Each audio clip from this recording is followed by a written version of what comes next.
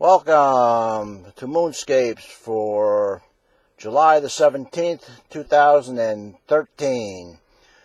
We got a real scorcher going on here, and I don't know if that's what's causing the problems, but I've had a couple of computer dropouts, and I just can't seem to get this video going tonight. Temperature near 100 during the day, dew points up near 75 degrees, just brutally hot. I don't know whether that's causing my problem with the computer or not. In fact, I think I got to turn my car back on and get a little more air conditioning in here and cool it down. I just hope that I can get this session in. I'm having all kinds of problems. I've lost 2 videos already. I tried changing the resolution this time to 720p optimized. I've been using 720p. I don't know what the difference is, but we'll see. Maybe I can get a video through on this one. The only thing I don't like about running the car, notice that waving we're getting. That's from the exhaust of my car is passing up in front of the telescope at times. So let me just shut this back. Well, as long as it doesn't bother us too quick, I need to cool the car down a little bit. As I said, it's a real heat wave, but boy, the scene is just about as good as it gets here in Connecticut. There's Plato in front of us. 61-mile wide crater, absolutely beautiful. Notice the sunlight falling. We're getting some disturbance. That's from the car. I'm going to have to shut it down. The exhaust is just in a position where it's running right in front of the telescope. Notice that wall up near the top there. It's showing a nice shadow. Out on the Mar floor, there's going up towards 1 o'clock, there's a little hump of a mountain. That's Mount Tenerife. And if you come straight down from that, notice there's like what looks like an anchor just to the right of Plato. And an old Navy man here notices things like that. And up on top, of course, we've got the beautiful Alpine Valley. And there it is, 6 miles wide. If you don't feel like taking a walk across that, that's a lot wider than it looks here. And there's a nice little rill in the bottom of that, but we're not going to be able to get in close enough to see that. I'll zoom in a little closer, get a little better look at it. There's a nice view. You got Plato and the Alpine Valley together. With this heat, I went light with the setup. I'm using my Orion Skyview Pro mount, which is the one I use in the winter time. It's a lot lighter, but we pay for it, and control of the mount doesn't work quite as well.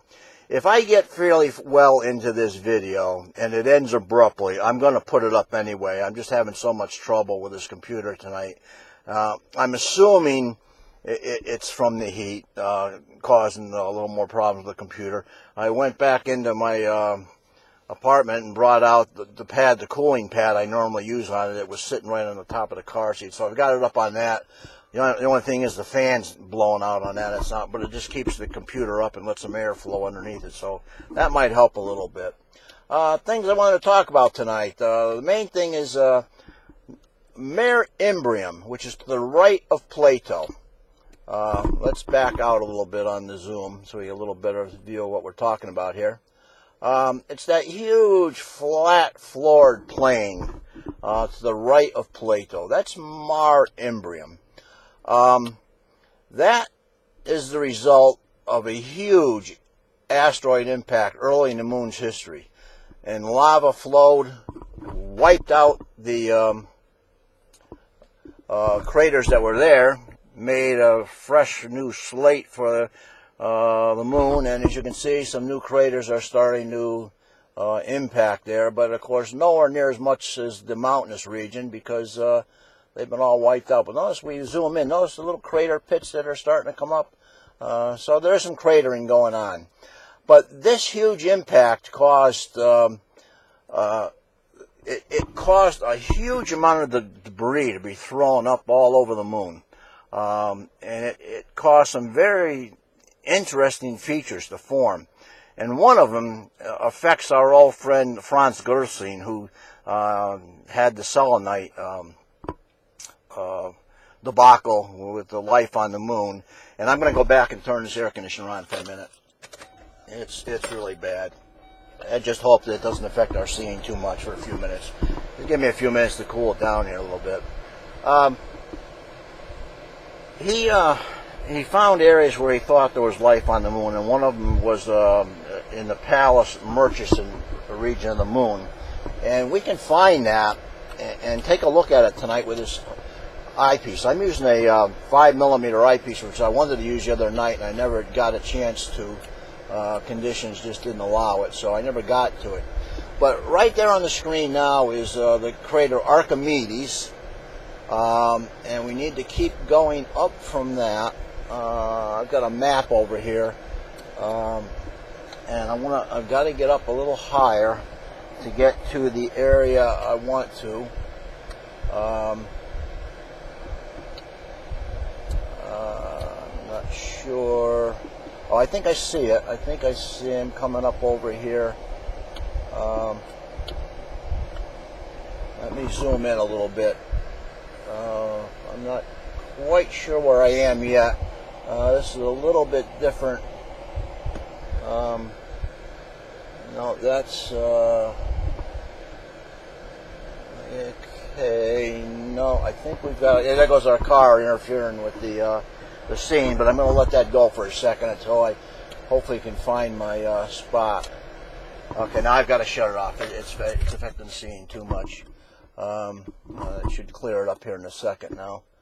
I'm looking for the crater Pallas and Murchison. And then let me see. Okay, I think I'm up a little too high now. I think I'm in the area. Starting to see. Okay, there's Ptolemaeus. Yes, we still got to keep going. It's Ptolemaeus with that crater stuck in the side. I believe that's it. And I believe it's this area coming up in here. Okay, now I've got to stop it. And here's that mount problem I have. There we go. We got it. Let me zoom back out a little bit. And I'm trying to pinpoint. And boy, it's a lot difficult. It's much more difficult than I thought because the scene, or the sun angle is so high that I'm having a little bit of trouble picking out. Let me see. There's Aristophanes, and that's okay. All right, there's Aristophanes. Now we got to get this to go back the other way. Okay, there's the crater Aristophanes off of Copernicus. Boy, look at that view of Copernicus. That's absolutely gorgeous. Okay, and then we need to go over to Aristophanes and then up. So we're right in the area.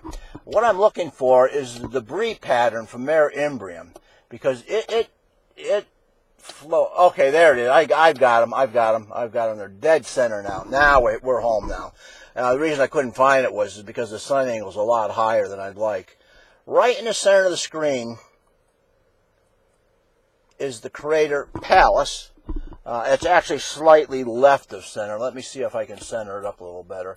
Okay, it's just about dead center.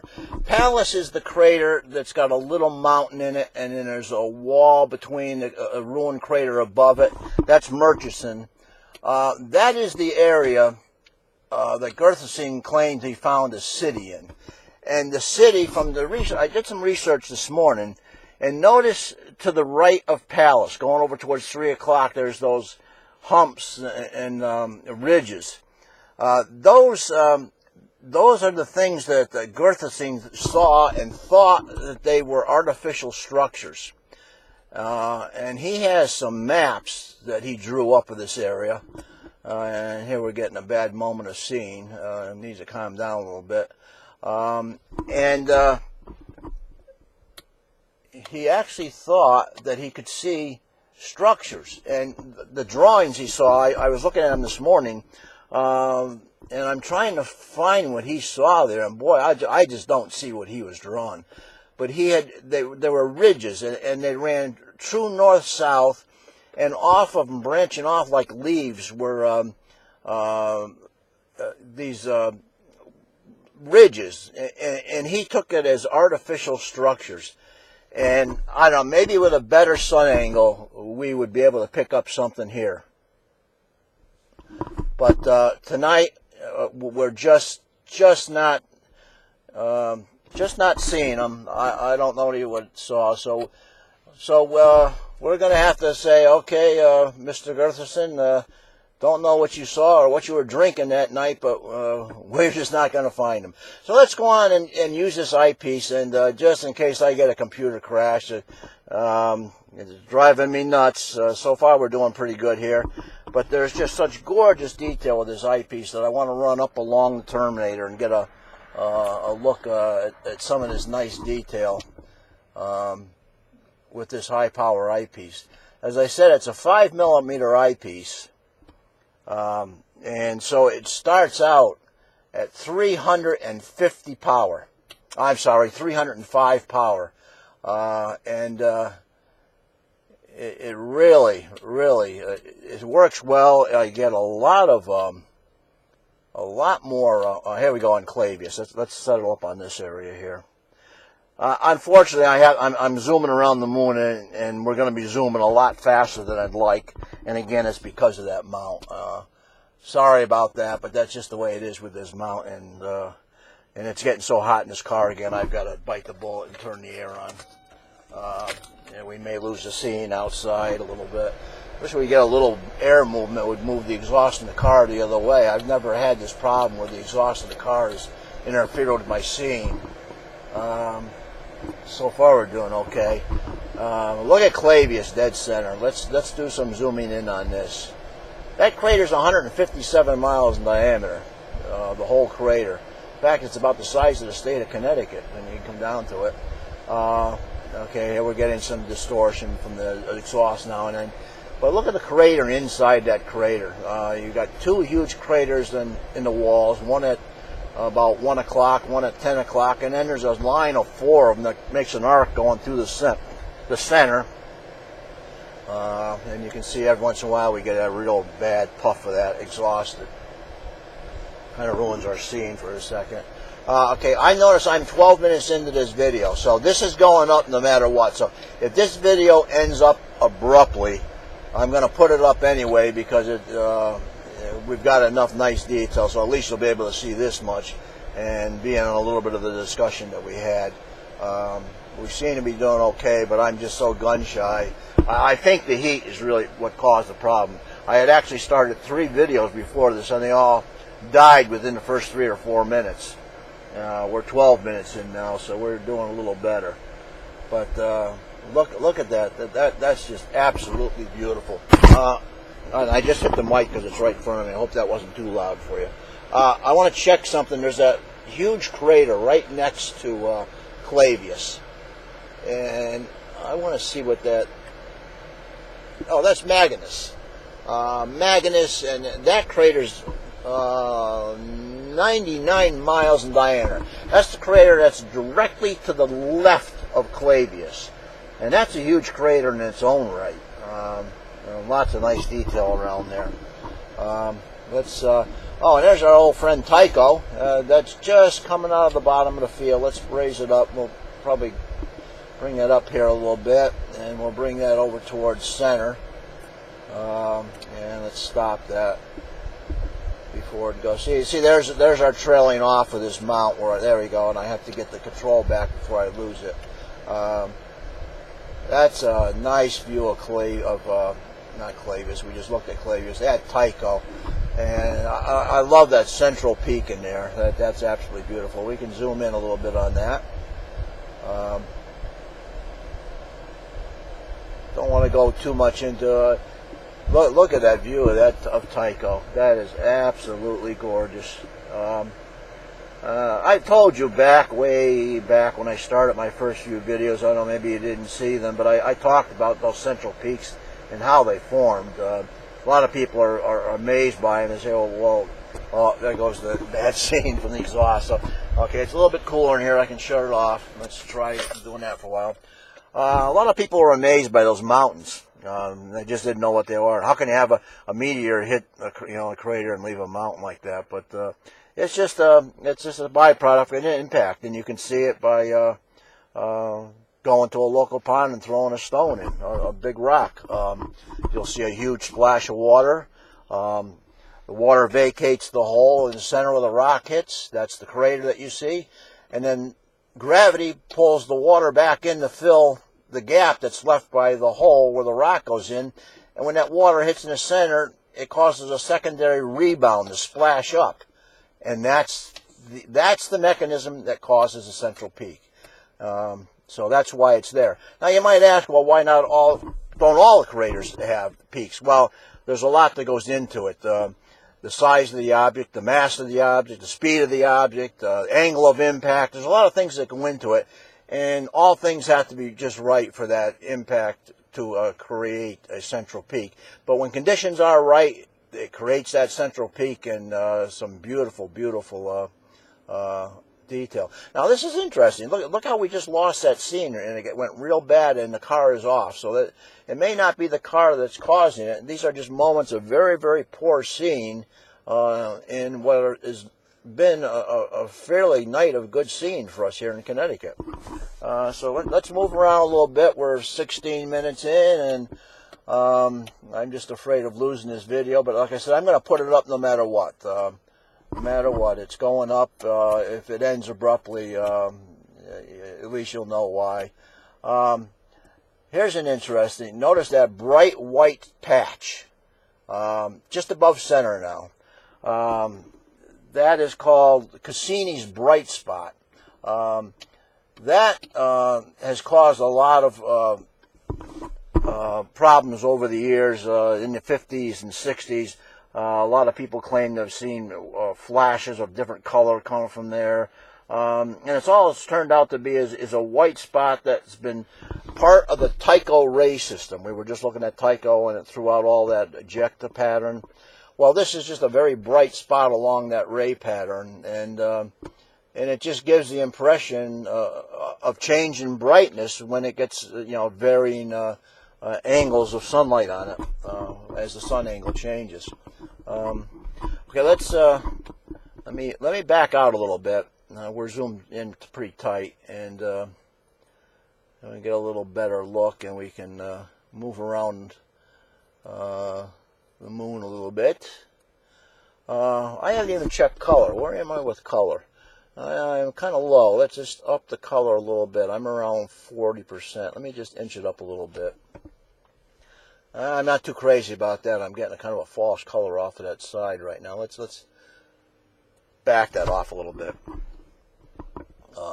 Okay, let's zoom now. Let's go down. No, I'm going the wrong way. As you see here, as we're getting farther away from the Terminator, we lose a lot of that real nice, sharp-looking detail. Oh, there's an interesting feature up above. I believe that's is that Cassette? No, I'm not sure. I'm lost here. We're so zoomed in so far, I'm actually lost my bearings, and I'm just curious as to what that is. I got my map here, but matching it up with this high power is a little bit difficult. Let me see. Let's see. Ah, bird just flew right in front of the telescope. I'm having trouble identifying that because it's in such a high sun angle, and I have to go looking around. Oh, wait a minute. Is that? I got to turn my moon map lettering back on, and that's Mare Nectaris, I believe. That right. If that's Mare Nectaris, yeah, that could be that crater right there. Then could be.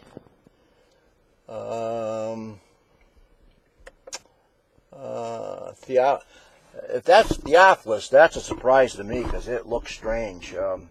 I know Theophilus very well. It just could be the sun angle tonight. It's gotten to such a high sun angle that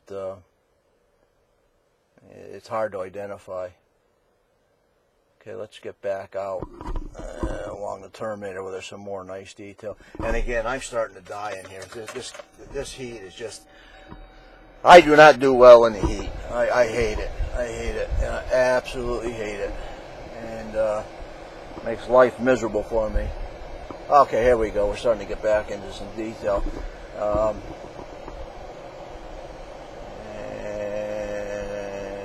That is, okay, Ptolemaeus and Alphonse coming up near the center.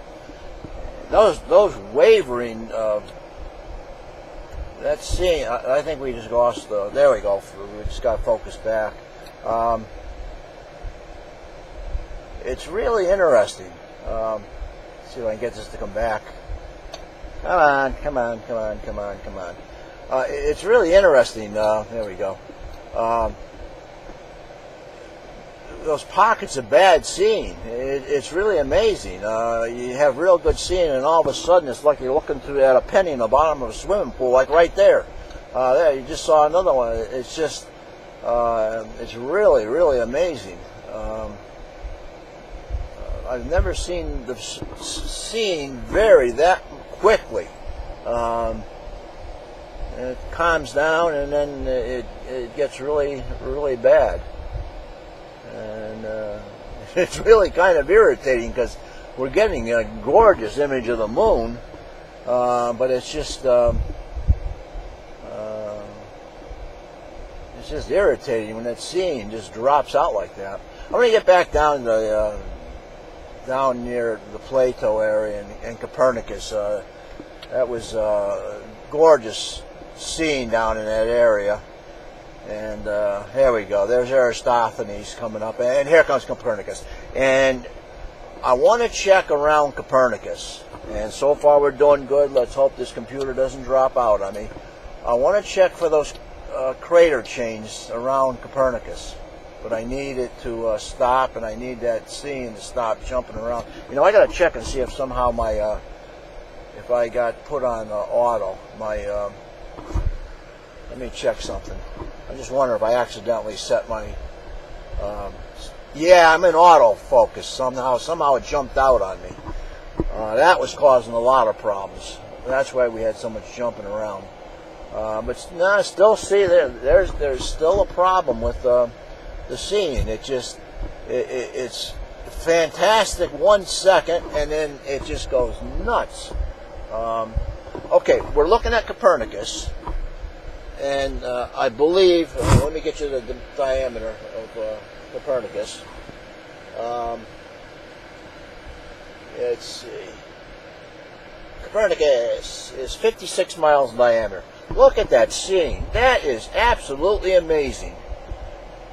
It just drops right out. And here it comes back again.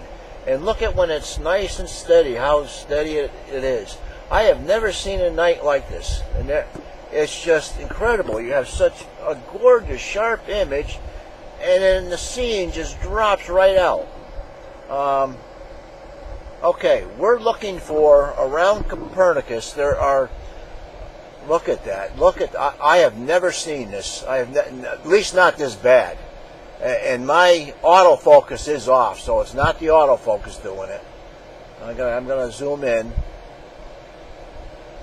And in moments of good seeing, I'm looking for the crater chains around Copernicus. Now, I'm looking at a small screen. Previous screen is tiny. So again, when I review this on a large screen tomorrow, they may show up. And I'm going to do some individual imaging after I'm done with this run, and see if I can get some good stills of this area. And yeah, they're beginning to be, it looks like just beginning to see some hints. I got a little more zoom. Let's go in more. As long as I can hold this scene. Yeah, okay, yeah, I am picking it up near, going towards 11 o'clock. There's an arc of small crater chains. The arcs from 12 o'clock going down towards 8. That's a nice little crater chain. There should be one on the other side of Copernicus also, which I'm not seeing. And there goes the scene again. Boy, that's amazing. I have never seen scene alter that quickly. Now, one thing you do have to realize, though, is that I'm using 300 power, and now we're zoomed in, so the power is really up there. And when you do that, anytime you magnify anything, you get bad scene. It's going to magnify the bad scene also. So that's a problem. Okay, wait for a moment of good scene. Yeah, that crater chain is clear as a bell, going up in the upper left corner. That long chain of tiny craters. That's between right about halfway between Eratosthenes, the crater that's up in the corner, in the left-hand corner, and Copernicus. There's that beautiful chain. And let's wait for another moment of good seeing and see if we can pick up any more of those chains around Copernicus. I've always been fascinated by them, and they're really a tough object to pick up. Yeah, there's a hint of some over here on the right side also, not as prominent. But look at it, that chain there between Eratosthenes and Copernicus, and that's a first using this much power to actually have seen those. So that's a pretty good.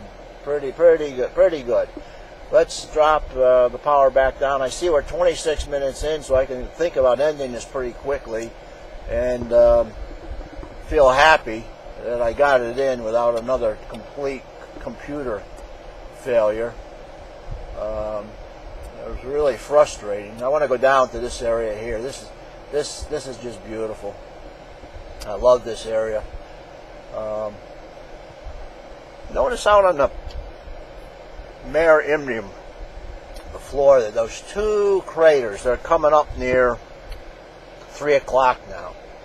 I can get you some diameters there. There's right at 6 o'clock is that's Promontory Hercules, or I'm not sure. It's one of the two. I'm not sure if it's Hercules or the other one. But those two craters that are right, boy, oh boy, that scene, it just drops out. It's amazing. Let me shut my car off again to make sure that's not adding to the problem in the back.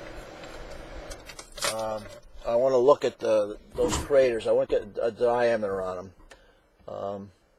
Okay, the one on the right-hand side is Helcon. And Helcon is 15 miles in diameter. That's the one. That's the lower crater, the one pointing down towards 5 o'clock.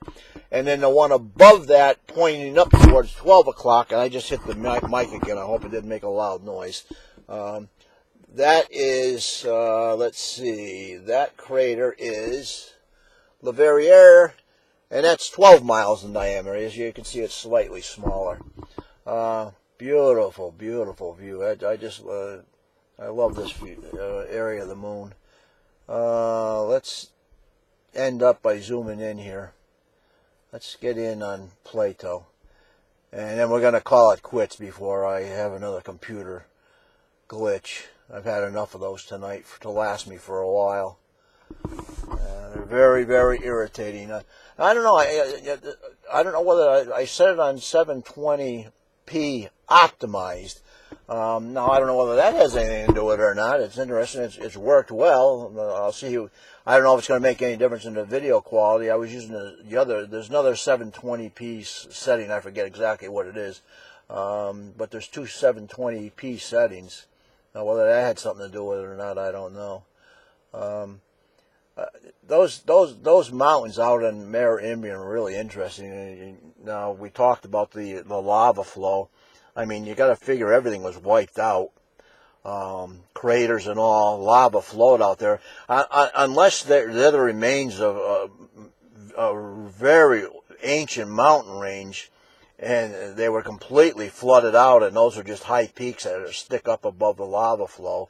That could be, that would be an interesting project, or a research project to look into.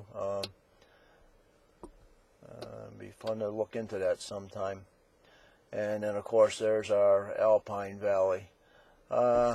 So with the high power eyepiece tonight, we couldn't prove that our old friend Gerthesine actually saw a city there. We tried. We've got about the best scene I have seen here in Connecticut. We're using a 5mm eyepiece, 305 power. Now the only thing is to give Gerthesine a little credit. The sun angle stunk. I mean, I had a hard time even finding the crater. So I think with a lower sun angle, those ridges that he saw and drew would have thrown much better shadows, and I think he would have seen much more detail there. So you got to give him credit there. He probably drew his drawings on the night when there was much better seeing. But all in all, we didn't have much luck seeing anything in those areas. I love going to them though each night when I get a chance to look at them.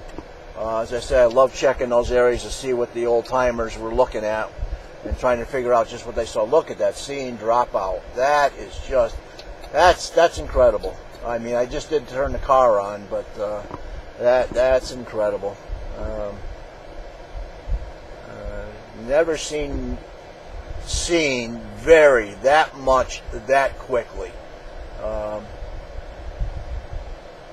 They've got to be pockets of very unstable air that are passing overhead and just passing over the telescope, causing all kinds of problems. But anyway, I really wanted to get out tonight. I wanted to try this 5mm eyepiece. I'm really happy with it. Not happy with the weather. It's just tough setting up, and it just made it really, really rough. But the scenes that we got, the views were just well worth it. I got a chance to test out that eyepiece, as I say. I was fairly certain that I was not going to get, and there goes that scene dropping out again. Look at that. That is just incredible. I got the car running. Let me shut it off. Yeah, that could have been some from the, no, there it goes. It's still, and of course, it could still be some warm air rising from the exhaust, but I'm sure the exhaust isn't helping it, but that's not the only thing that's seen. Even when the car's off, has been dropping out like that. But anyway, I didn't expect to get a video in tonight. As I said, with this heat, I wasn't going to do it, but I said, what the heck, we'll give it a shot, and I'm glad I did. We got to see a couple of nice objects and talk about a few things, and I did get this one more video in before I head off to Vermont for this moon cycle, before it ends, with this next full moon coming up. So, and that, guys, I hope to see you fairly quick in August and get rid of some of this heat, and I can enjoy the setup a little better. And until then, guys, good health, clear skies, and I hope better seeing than we've had dropping in and out tonight for you guys. And take care, and we'll see you the next moon cycle. Take care, guys.